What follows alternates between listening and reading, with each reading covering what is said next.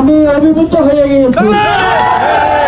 কাঞ্চননগরের BNP যারা প্রতিষ্ঠিত করেছেন, আজকে সবাই একসাথে ঐক্যবদ্ধ হয়েছে।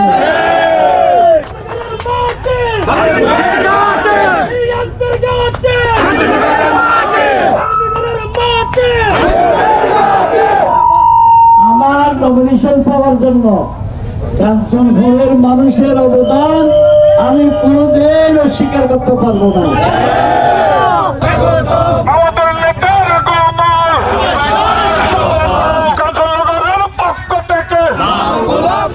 কাঞ্চননগরে বিএনপি মনোনীত প্রার্থী সরোয়ার আলমগীরের ধানের শীষ প্রতীকের নির্বাচনী পথসভা সম্পন্ন। চট্টগ্রাম ২ আসনে বাংলাদেশ জাতীয়তাবাদী দল বিএনপি মনোনীত সংসদ সদস্য প্রার্থী সরোয়ার আলমগীরের কাঞ্চননগরে নির্বাচনী পথসভা ও গণসংযোগ কর্মসূচি গতকাল ৬ ফেব্রুয়ারি শুক্রবার শান্তিপূর্ণ ও উৎসবমুখর পরিবেশে সফলভাবে সম্পন্ন হয়েছে।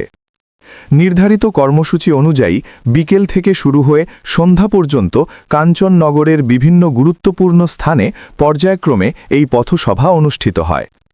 কর্মসূচির অংশ হিসেবে কাঞ্চুরহাট, রাজা রাস্তার মাথা, ছমুরহাট, তেমুহনী বাজার ও নোয়াত্তেপাড়া এলাকায় পথসভা ও সংক্ষিপ্ত বক্তব্য প্রদান করেন প্রার্থী সরোয়ার আলমগীর। পথসভায় উপস্থিত নেতাকর্মীদের উদ্দেশ্যে বক্তব্যে তিনি বলেন, দেশের গণতন্ত্র পুনরুদ্ধার ও জনগণের ভোটাধিকার ফিরিয়ে দিতে বিএনপি ঐক্যবদ্ধভাবে কাজ করছে। চট্টগ্রাম ২ আসনের মানুষ পরিবর্তন চায়, ইনশাল্লাহ বিজয় আমাদেরই হবে।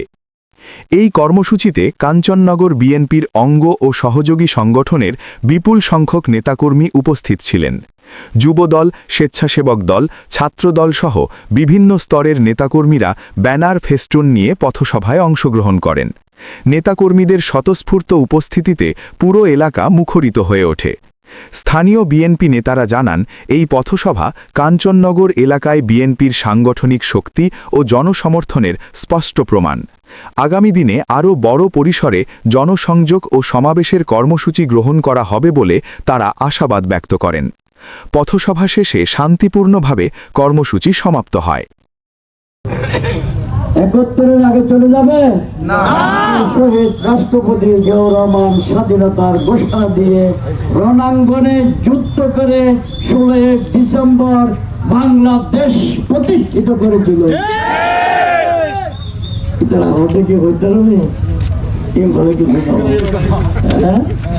এটা হইল না।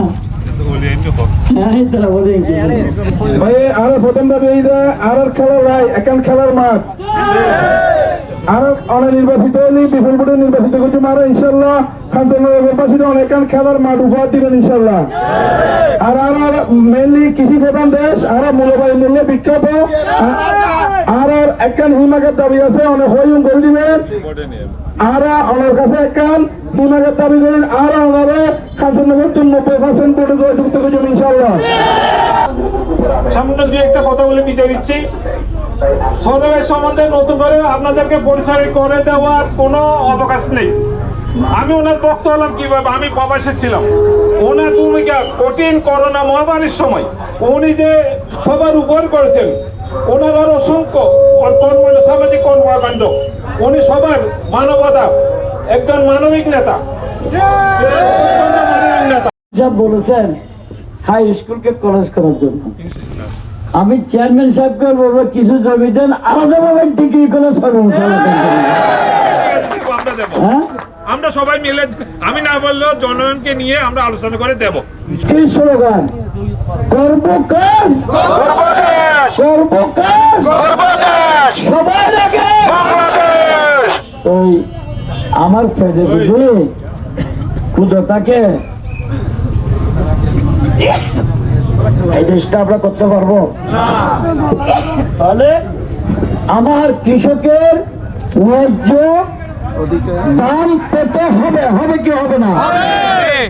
আমার তরুণরা যারা কোন রকমে এসএসসি পাস করে বিদেশ চলে যায়, তাদের জন্য কর্মসংস্থান সৃষ্টি করতে হবে না?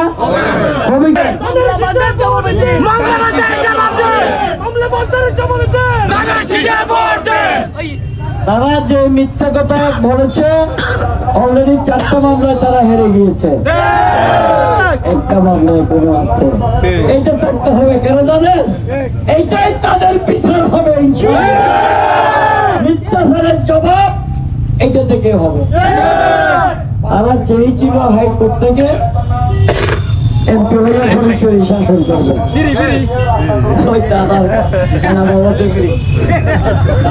ফরিদপুরের মানুষ চেয়েছে ব্যালটের মাধ্যমে ফরিদপুরের নেতা নির্বাচন করবে।